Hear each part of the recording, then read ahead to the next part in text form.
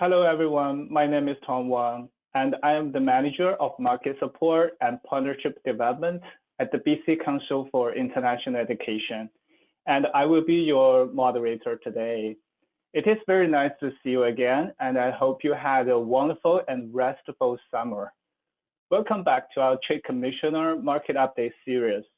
Today, we'll be focusing on Japan, and just to make sure that you are participating in the right webinar that you are planning for, today's webinar is entitled Japan's Education Sector Today, International Education Market Updates, Trends and Developments. BCCIE is a provincial agency under the BC Ministry of Advanced Education, Skills and Training, advancing the interests of international education throughout the entire sector, including K-12, higher education, and the language. Today's webinar is co-hosted by BCCIE and Trade Commissioner Service, Global Affairs Canada.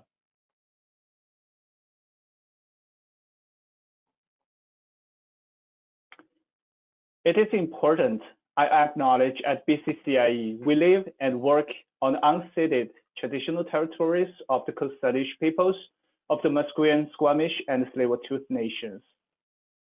Before we get started, I do have some few housekeeping items to share with you. Today's presentation will be followed by Q&A.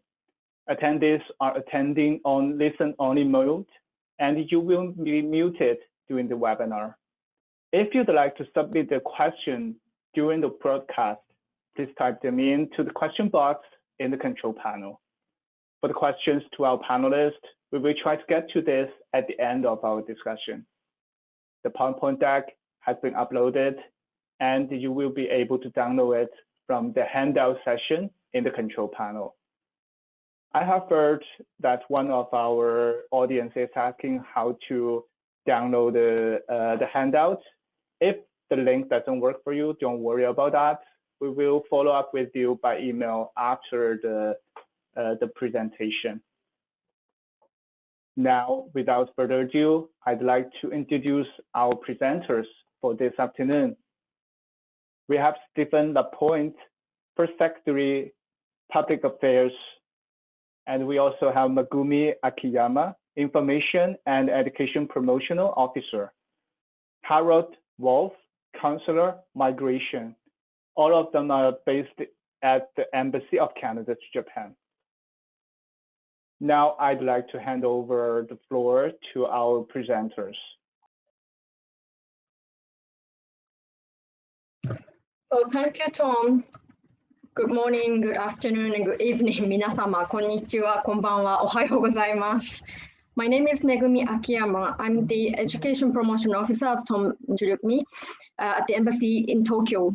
Today, I'm with my supervisor, Steve, and my colleague, Harold Wolf from ILCC. And we are pleased to welcome everyone here to the Japanese market update today. I hope all you are well and healthy. And we also thank BCCIE for organizing this event so that we can virtually meet BC institutions and others across Canada to provide our recent most updated information on the Japanese market. Here, I'd like to pass the microphone to my supervisor, Steve here.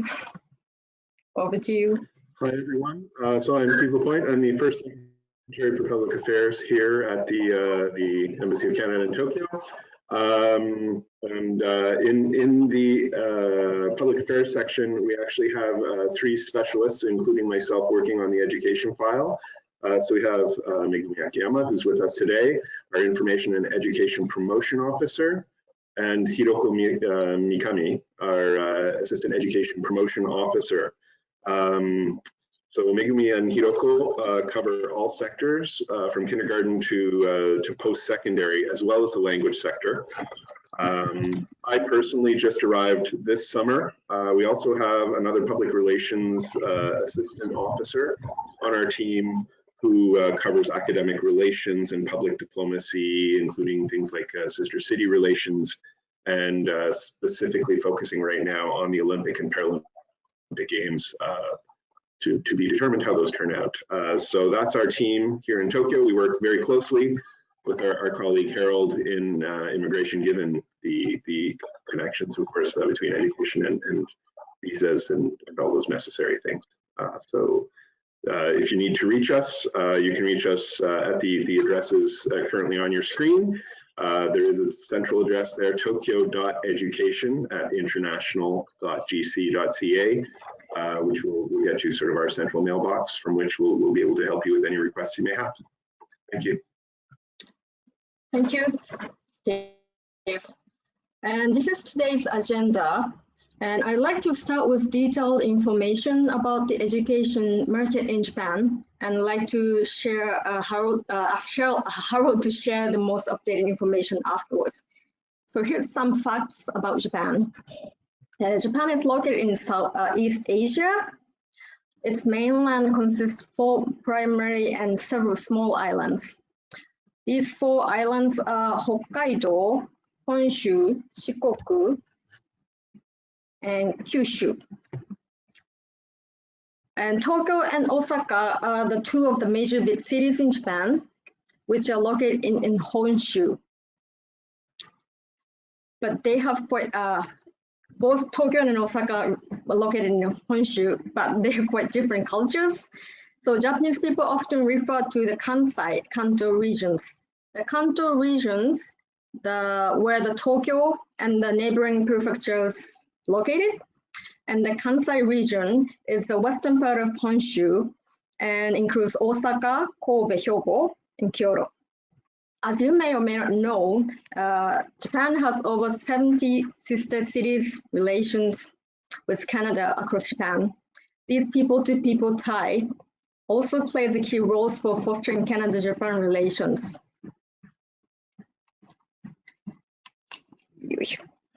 And as you can see here, Japan has a population of about 126.5 million, but by size, Canada is about 27 times larger than Japan. In terms of GDP, Japan is the world's 3rd largest national economy and one of Canada's most important economic and commercial partners. It is one of only 7 countries in the 30-50 club, which is a country with at least 50 million population and at least 30,000 per capita. Japan is increasingly focusing on internationalization to the lead up to hosting the Tokyo Olympic and Paralympic Games next year, and also Expo 2025 in Osaka. As many initiatives focuses on delivering globally minded youth, including internationalizing Japan's education system, increasing the flow of inbound and outbound students, and also language skill, especially foreign language skills and intercultural awareness.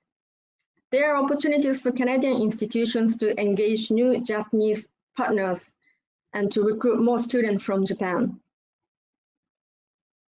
And like other developed countries, Japan is also an aging society, and we are expected to have a much smaller population of the younger generation in the coming decades. And Japanese education is centrally controlled by MEX, the Ministry of Education, Culture, Sports, and Science Technology. And it follows a 6-3-3-4 system structure, which means 6 years for elementary, 3 years for junior high, and another 3 years for high school, and followed by 4 years at the university. At the compulsory levels, more than 90% of students attend public schools. MEX pays the cost of education for compulsory education and subsidize tuition at the higher levels. Families bear the rest of the remaining the cost. More than 98% of Japanese students complete senior high school, and at the post-secondary level, approximately 75% of students are enrolled in private institutions. Except at the international schools, the dominant language of instruction at all levels is Japanese. Japanese secondary schools, public or private, vary greatly in terms of academic quality. Average standard score or deviation value, or known as hensachi in Japanese, is published annually by private sector organizations. It is the most commonly used method for assessing school quality. In 2014, Japan announced the plans to double the number of post-secondary and secondary students studying abroad, 120,000 and 60,000 respectively, and partly through the scholarship programs by 2020 this year. And as of last year, 2019, the number of post-secondary and high school students studying abroad are about that target. And also the Top Global University project, also launched in 2014, provides funds to 37 Japanese universities for 10 years to promote and improve their internationalization. The budget for 2018 was 4 billion yen, approximately 49 million Canadian dollars. Similar initiatives have been implemented at the secondary level. So collectively, these initiatives have provided opportunities for Canadian institutions to expand their presence in Japanese market, as much of funds can be only accessed in the context of institution-institutional linkages. On a separate note, the Japanese government has established a plan for 300,000 exchange students. That is to be achieved by this year again, 2020, and thereby encouraging more overseas students studying in Japan. According to MEXT, the Japanese Education Ministry, this was already achieved last year in 2019. There was over 100,000 exchange students who studied in Japan. And these are the most recently updated stats announced by IOCC in February this year. As you can see, the total number of Japanese study permit holders is increasing year by year. And in the past few years, Japan ranked within the top 10. But last year, Japan was at the 12th, which is not too bad. And here are the data from JASSO, JASSO, Japan Student Service Organization, which is closely working with the Japanese Ministry of Education, MEXT. By the way, JASSO is a core organization to comprehensively implement various student services for higher education in Japan. So MEXT has given JASSO targets to achieve every 5 years, and they have been working towards these goals. So you might have seen, or you will see at some international conferences such as NAFSA, EAIE, and EPAI, along with the participating Japanese institutions. So according to JASSO, Canada ranks the top 3 popular destination among Japanese post-secondary students. And this data, students who study abroad under some form of exchange agreements, as far as each institution are aware of. And interestingly, in the next slide, you can see that Canada ranks top 2 popular destination for Japanese post-secondary institutional students. So this is without any student exchange agreement.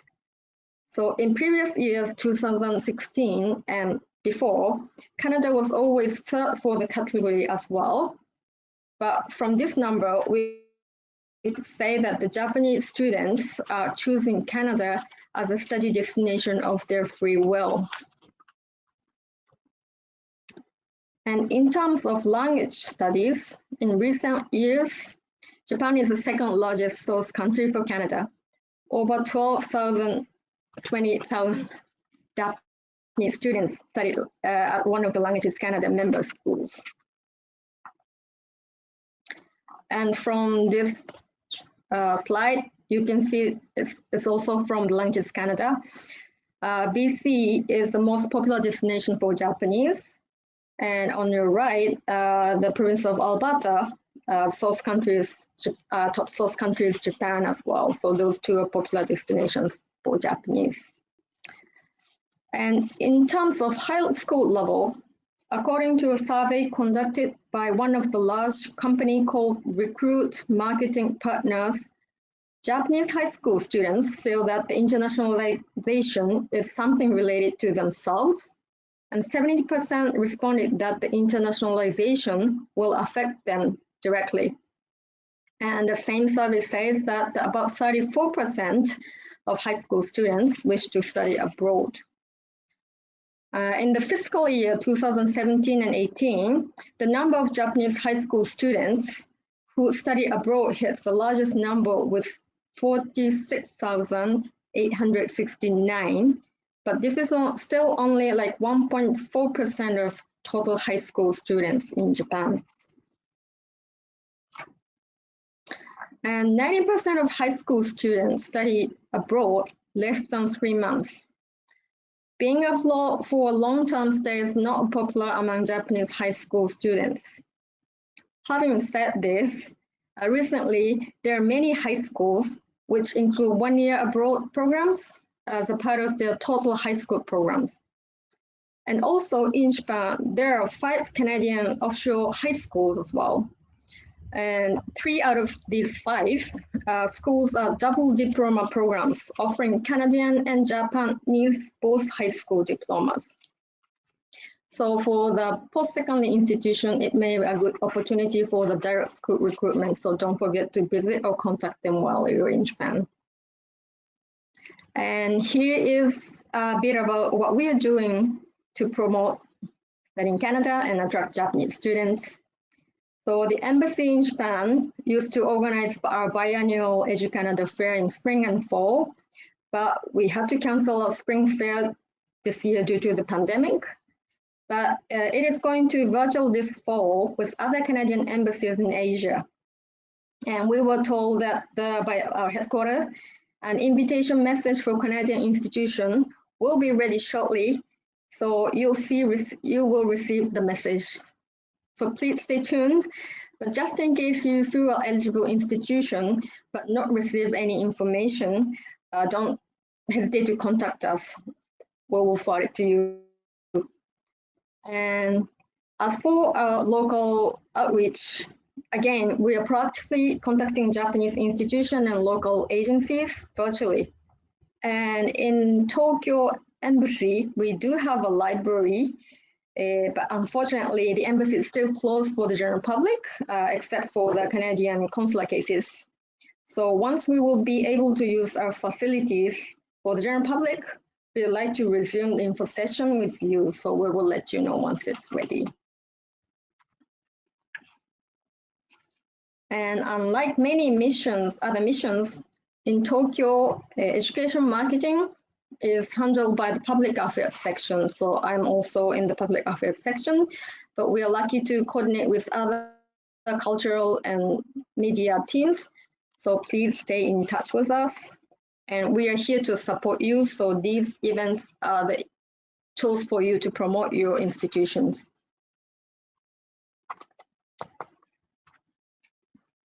Oh, by the way, the dates are fixed, but as mentioned, please stay tuned for the information for further.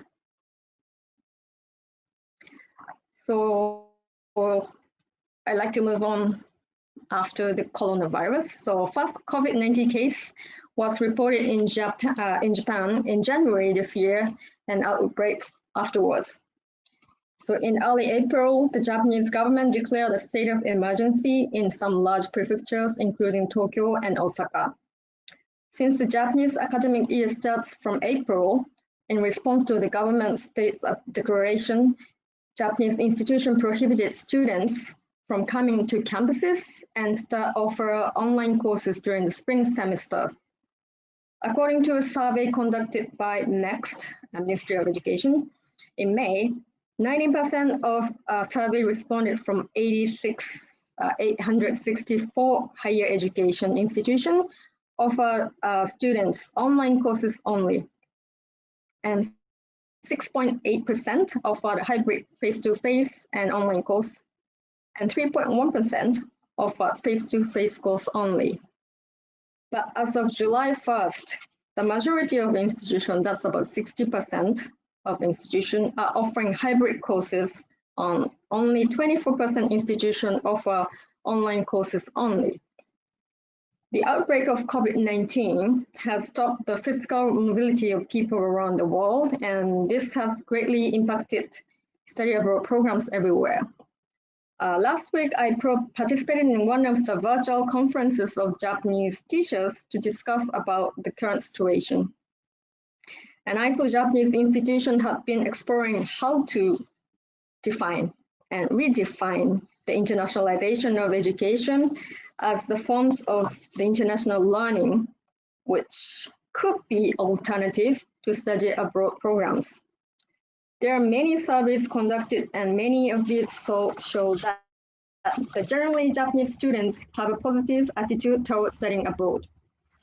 One of survey which was conducted by JAISE, Japan Association for International Student Education, found that out of those who plan to study overseas, 70% wants to do so once the situation has settled down, and 13% wants to study abroad immediately, and 7% wants to postpone their study abroad, and 3% wants to shorten the length of study abroad. And only 3% student wants to cancel their study abroad program. And also their family's attitude towards studying abroad seems positive and supportive. But there are 5% of families that would like students to cancel their study abroad program.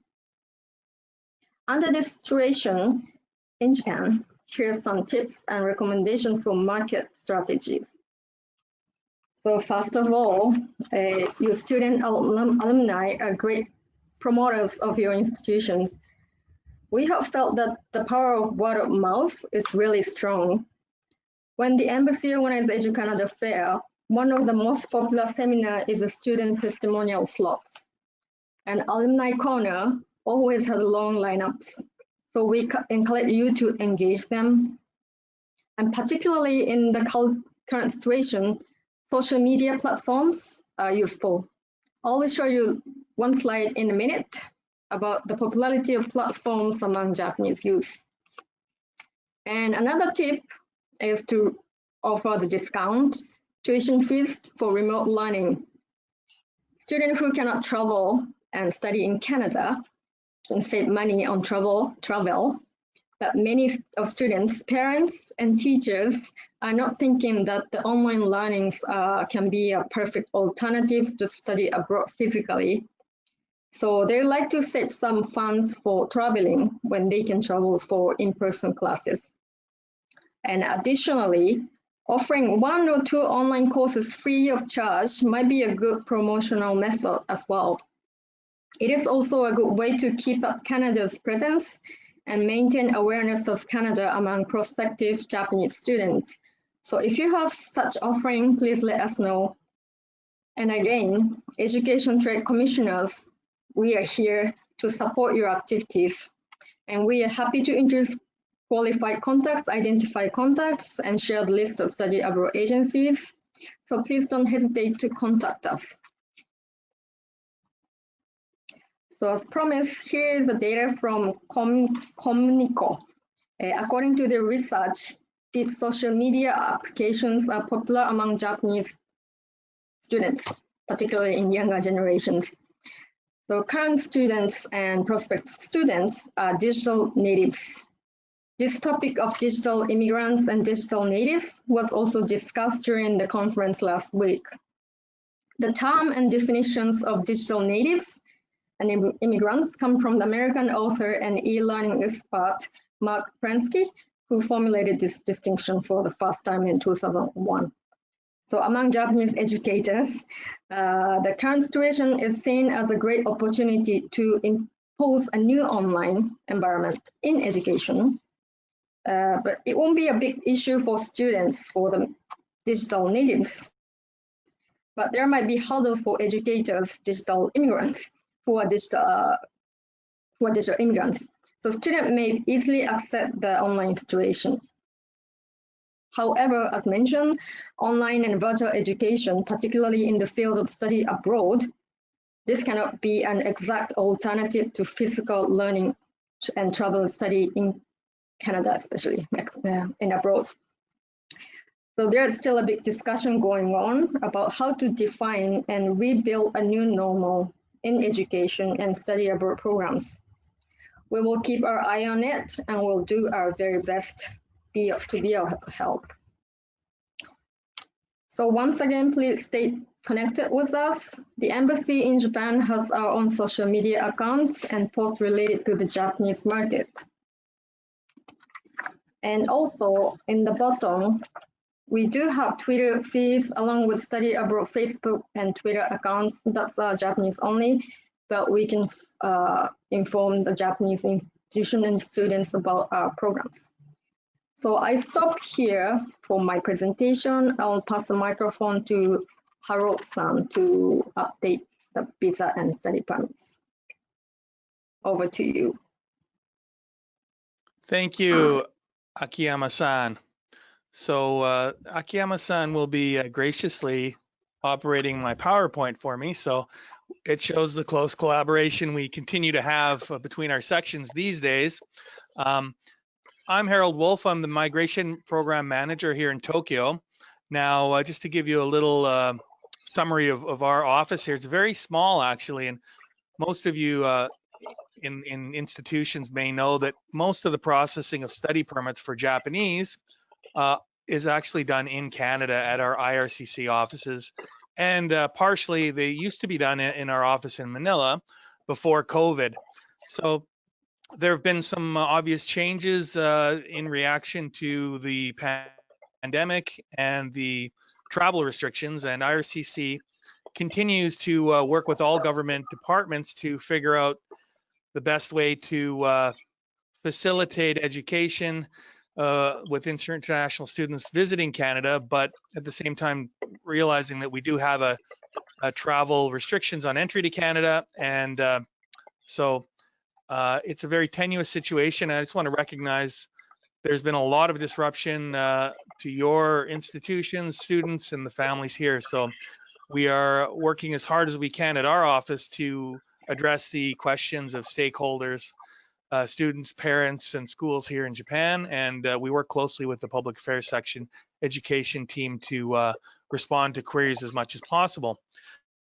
So just to go over the current situation with the COVID-19 travel restrictions. So currently, until the end of this month at least, and possibly extending further, students who have a study permit or have been approved for a study permit before March 18th, 2020 can still go to Canada as long as they will be studying in Canada after their quarantine time. So they must be traveling for an essential non-discretionary purpose. So that means that essentially that they are going to study in Canada and that it's not practical to study online. Given the time zone in Japan, it's really not an option to do real-time studies in Canada. So our experience to date has been that there have been no significant issues of Japanese students entering Canada because of their intention to study, or if they qualify by having a study permit. So of course they must comply with the 14-day quarantine requirement. So I know some of the educational institutions are very involved in arranging this and making sure that it's happening properly. So we certainly recognize the effort from everybody involved in this enterprise. So if we can go to the next slide. Thank you. So new study permit applications all must be made online. Here in Japan, we are fortunate that our visa application centers are operating and can take biometrics. So there are no issues we're dealing with here, such as in other countries where visa application centers may be closed or there may be lockdowns. So in terms of non-Japanese who reside in Japan and may be going to Canada or intending to go to Canada, at the end of the process, they would have to still submit their passport for a visa. So in some way, we do have fairly regular operations with the caveat that students are not able to go to Canada yet. So if we can go to the next slide, please, Akiyama-san. Thank you. So in August, IRCC introduced something called two-stage processing. Now, this was introduced because many applicants who are applying for study permits were not able to do medical exams and were not able to do biometrics. And some of our offices in certain countries are not able to issue visas. So at the same time, many of the educational institutions in Canada wanted some certainty that students were applying for a study permit and were in theory eligible and would reasonably receive one at the end of the process. So what we've introduced is a step one approval letter. So once somebody satisfies us that they have the funds for study in Canada and that their study plan makes sense, and for our purposes, we believe they're a genuine student intending to study in Canada, we will issue a step one approval letter. So that letter signals to the educational institutions that yes, the person has applied, it's in process, and unless there's some type of medical or a biometric thing related to the person that will prevent them from going to Canada, they will at the end of the process receive a study permit letter that will let them travel to Canada when the travel restrictions are lifted. So that step two is really just the final approval, the letter of introduction that we normally issue. So that is where we are at now. This two-stage processing does apply for Japan as well currently, although from our communications online on our website, it's not 100% clear that it would apply to Japanese or others. So the way it's worded is slightly vague. So that is what we're doing now. Processing is taking about 2 or 3 weeks. The latest update I have is that anybody who's applied in August would receive a stage one letter within 3 weeks from their application date normally. So there are maybe some exceptions, but generally we are issuing these letters fairly smoothly and within a reasonable amount of time. So if we go to the next stage, the next slide, please, Akiyama-san. So as part of this, basically we have a situation where students may be studying online for an extended period of time. We do not yet know when the study or the entry restrictions will be lifted or modified so that new students can enter Canada. So we don't want to penalize students if they begin their studies online outside of Canada. So now any time spent studying online outside counts towards their eligibility for a post-graduation work permit. So it actually starts from when a student applies for a study permit, which is even more generous than it normally would be. So to qualify for a postgraduate work permit, the application will still need to be approved eventually.